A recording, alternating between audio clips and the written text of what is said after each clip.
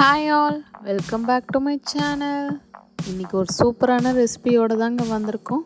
இன்றைக்கி நம்ம பார்க்க போகிறது ஹைதராபாத்தி பன்னீர் எப்படி செய்யலான்னு பார்க்கலாம் வாங்க.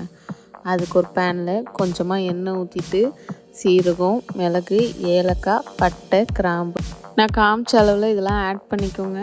இது கூடவே கொஞ்சமாக பூண்டு, 2 இன்ச் இஞ்சி, 2 பெரிய வெங்காயத்தை ரஃப்பாக கட் பண்ணி அதையும் ஆட் பண்ணியிருக்கேன். இந்த வெங்காயம் கொஞ்சமாக வணங்கினதையும் பச்சை மிளகா, நான் பூசணிக்காய் விதை ஒரு 2 ஸ்பூன் ஆட் பண்ணியிருக்கேன்.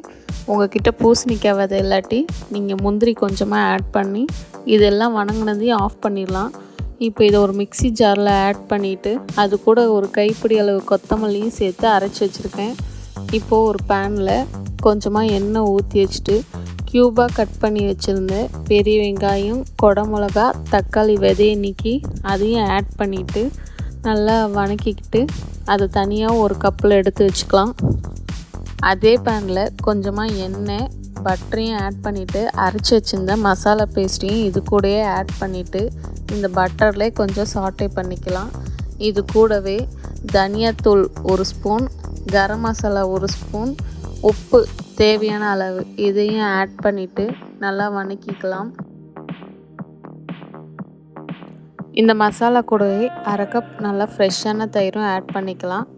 இப்போது 1/2 கப் ஃப்ரெஷ் க்ரீமையும் ஆட் பண்ணிவிட்டு இந்த கிரேவியை கன்சிஸ்டன்சி அட்ஜஸ்ட் பண்ணுற மாதிரி கொஞ்சமாக தண்ணியை ஆட் பண்ணிவிட்டு நல்லா மூடி போட்டு மூடி வச்சிடலாம்.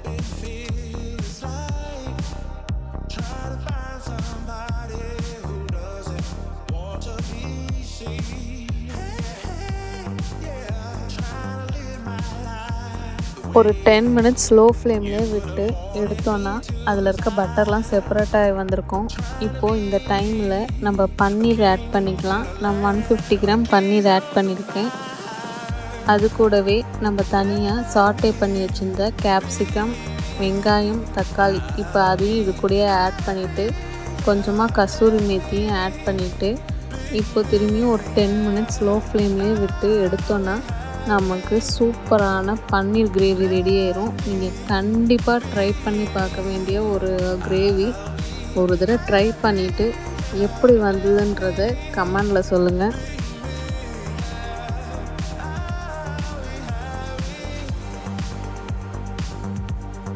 இந்த வீடியோ உங்களுக்கு பிடிச்சதுன்னா லைக் பண்ணுங்கள், ஷேர் பண்ணுங்கள், மறக்காமல் நம்ம சேனலை சப்ஸ்கிரைப் பண்ணிடுங்க. இந்த கிரேவி பண்ணி பார்த்துட்டு எப்படி வந்ததுன்றதை எனக்கு கமெண்ட் பண்ணுங்கள். தேங்க்யூ.